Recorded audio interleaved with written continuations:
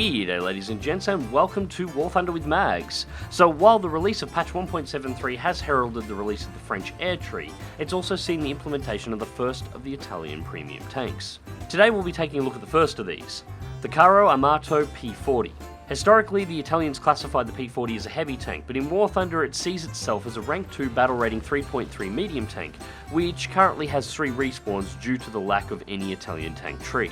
It's armed with a 75mm and Seldo L34 cannon that can carry a maximum of 63 shots, a smoke launcher with 5 charges, and 2 8mm Beretta machine guns, one on the roof of the turret and one mounted in the turret with 576 rounds in total. In terms of turret performance, turret rotation speed is 11.9 degrees per second with 23 degrees of elevation and 10 degrees of gun depression, with a reload time on a skilled crew of around 5.8 seconds. So a 75mm gun at battle rating 3.3 on a tank that the Italians actually considered to be a heavy. This should be a pretty good machine, right? Well, yes and no. With the P40, it all comes down to the battle rating you're matched into, and more so than any other tank I have ever seen in War Thunder. With the P40, it's an issue of penetration. There are 3 shell types available that you can load into the 75mm gun of this tank. Now the first is an APC-BC shell, and this is your bread and butter round. It's a 6.2kg shell moving at 624 meters per second, not particularly high velocity, but at 3.3 battle rating that is perfectly fine, and it has 270 grams of explosive mass, which is actually quite good.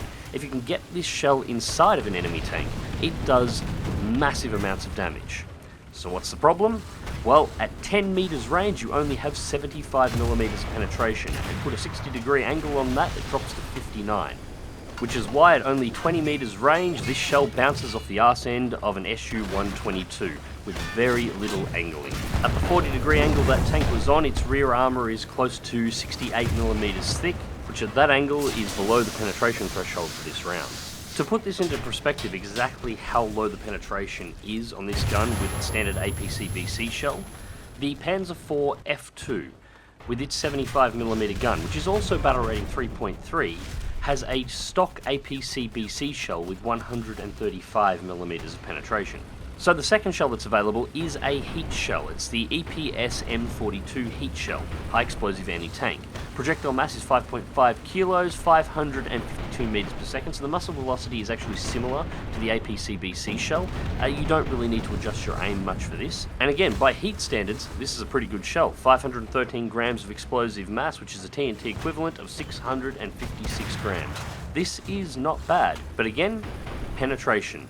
Only 100mm of penetration on a flat plate, down to 86 at 60 degrees and down to 49mm at 30 degrees. The heat shell also has some interesting properties in the way it penetrates. There seems to be no after explosion when it gets through a tank. This means you can use it to penetrate tank armor and pick out specific components, but actually getting a after explosion that will take out the tank is extremely unlikely. It usually takes several hits from the heat round to actually take out a tank, unless you happen to get lucky and detonate an ammo rack, or alternatively manage to get it on just the right angle to hit multiple crew members in a single shot. And of course the final round available to you is a standard HE round, and it's a 6.4kg HE round. Muzzle velocity is 552 meters per second, so it's equivalent to the heat, 600 grams of explosive mass, and 9mm of penetration regardless of where you hit. It's nothing particularly interesting about this shell. I personally never take it into battle. I know some people like to take HE to deal with AAA vehicles, particularly light AAA vehicles where the standard shells will overpen, but with only 75mm of penetration, I tend to find shooting the standard APC-BC shell into the engine block will almost always cause it to detonate. On those few times where you do get an over penetration, the 8mm Berettas are more than enough to cut the AAA vehicle in half. So looking at those penetration values, I'm sure you're already starting to see part of the problem with this tank. But before we get into details, let's go over the armour, because the armour is actually pretty damn good. The hull armour on the P40 is 50mm at the front, 45mm at the sides, and 40mm to the rear, and it is heavily angled all through the front and down the sides of the tank. The front face of the turret is also 50mm thick, with the mantlet itself actually consisting of 2 plates, a curved upper plate for the mantlet which is 48mm thick, and a second flat plate that sits underneath the mantlet itself, which is also 48mm thick, giving the mantlet of this tank almost 100mm of armour. The side armour of the tank is 45mm, lent back at around 25 degrees slope, both on sides and rear. And there are virtually no weak spots at any location on the tank. That is to say, there are no points where the armour actually drops below these figures, short of top down on top of the engine deck and the top of the turret. This means with correct angling you can get the armour of this tank out to an effective 90mm or near on to incoming targets. What it also means is all those low-level anti-aircraft vehicles armed with 50 caliber, 20mm and 25mm anti-aircraft guns will struggle to penetrate this tank from any angle unless they are in absolute point-blank range. 50 caliber anti-aircraft vehicles most certainly cannot penetrate this tank at all, no matter where they shoot it. And more than that, the tracks themselves seem to be highly resistant to anti-aircraft weapons. I've never had the tracks of this tank disabled with anything short of a 50mm anti-tank gun. So, the armour is pretty good, but again it comes back down to the battle rating. In battle rating 3.3 and down, this tank is incredibly good, possibly one of the best tanks in its tier. The armour allows you to keep moving towards the enemy with very little risk of you being penetrated or disabled. It's not 100% foolproof, but it's as good as any heavy tank that I've ever seen. And while the gun's penetration is incredibly low, the tank is able to get close enough and the gun is still accurate enough to be able to hit those weak points on the tanks you're facing and put the extremely good explosive capacity of the APC-BC shell inside of the enemy vehicle, destroying it in almost one hit every single time. Unfortunately, battle rating 3.3 and below matches are exceedingly rare. As I'm sure most of you are familiar with at this time, as a general rule there are particular battle ratings that are heavily played in both ground forces and air forces, and any vehicle that falls within the matchmaking range of one of these heavily played battle ratings tends to get tiered up into it. Well, in the case of the P40, that battle rating range, or that battle rating that is heavily played, just happens to be battle rating 4.3. The tanks in 4.3 are an absolute nightmare for the P40. The vast majority of vehicles that you will be encountering have armour that is able to be angled well and truly over your 75mm worth of penetration on your primary APC-BC shell, with many of the tanks being able to actually angle their armour up to and beyond 100mm, rendering even your heat shell non-effective. And as you saw with the SU-122 at the start of this match, it's not necessarily just from the front. On some of these vehicles, even the rear armour will be impossible to penetrate with even up to your heat round. On the defensive side of things, once again, while the tank is fantastic at 3.3 and down, once you start getting into 4.3 matches, your armour is, well, less than optimal. I will say the armour can be surprisingly bouncy, however, it is not to be relied upon. I've had a great number of shots that by all rights should have penetrated straight through my armour and killed my tank that have just ricocheted off the top, and then on the other hand I've had shells that probably should have bounced that have cut straight through the tank and just destroyed it. On a pure numbers game, the 57mm cannon on the T-34-57, which you will encounter commonly when facing Soviet forces at battle rating 4.3, can penetrate you frontally while angled quite comfortably, and it is one of the smaller guns that you will encounter at this particular battle rating. Which of course brings us on to the last and final area of the P40, mobility.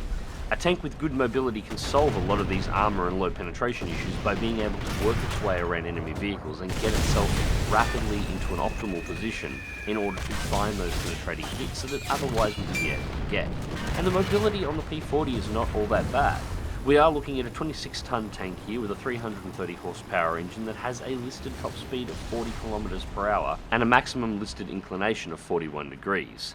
Unfortunately, that's not quite right. In reality, even going downhill on most terrain, you're not going to get much higher than about 35, which isn't a huge difference, but that is going downhill. On level ground, on the standard kind of terrain you tend to find on most War Thunder maps, high 20s, low 30s maximum on level. Same thing with the inclination. 41 degrees sounds absolutely fantastic. I have never managed to put the tank up that kind of a slope. Generally 35 starts to pull it up. You can, if you are very patient, make up something a little bit steeper, perhaps out to 36 to 37, but beyond that, I wouldn't recommend trying. Thankfully, the tank itself is also, talking about things that are not on the stat card, actually quite nimble. It is, I'm sure you've noticed in the video, it's very quick to accelerate, it stops extremely well, it turns really well, it's able to maneuver around quite comfortably. This is its saving grace in the 4.3s. If you can drive the tank very well, you can find yourself some openings to take out vehicles that otherwise wouldn't potentially exist.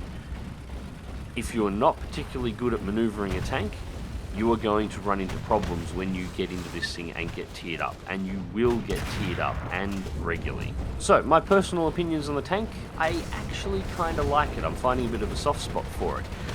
Using that 75mm of penetration on the standard round is painful, but when you do get that APCBC shell inside of a target, the result is always very, very, very gratifying. And in matches from 3.3 and down, hell, even 3.7 and 4.0 matches and down, this thing is a lot of fun to drive around. It really is. You can get into some really good fun fights. Your armor is good enough you can bounce some shots, you can push in and get close enough that you can get your shell into the target. It makes for some good engagements, and it is a great little machine to use. It feels very much like a tiny heavy tank. It's 4.3 that kills the fun, and it's 4.3 where you'll be finding most of your matches. So, do I recommend this tank? It really comes down to, do you enjoy playing at a disadvantage? Because in the majority of matches, you are going to be facing enemies that even your heat round cannot penetrate at the angle that they are currently on, and your armor is simply not strong enough to take a direct hit from them in return. But I will say, when you do pull off a successful battle rating 4.3 match and do extremely well, it is something else that is rather gratifying to do in this tank. Anyways, ladies and gents, I hope you enjoyed the video, and thank you very much for watching. There'll be more War Thunder coming up on the channel very soon. If anybody would like to help support the channel, please feel free to check out the links to my Patreon. It is in the video description down below. Also, remember, I do live stream now. You can jump onto my live stream, have a look around, and if you'd like to help support me there is the subscribe options there as well. Until next time, guys, remember to click that like button, subscribe if you want to see more, and as always, drive smart, drive safe, and I'll catch you on the battlefield.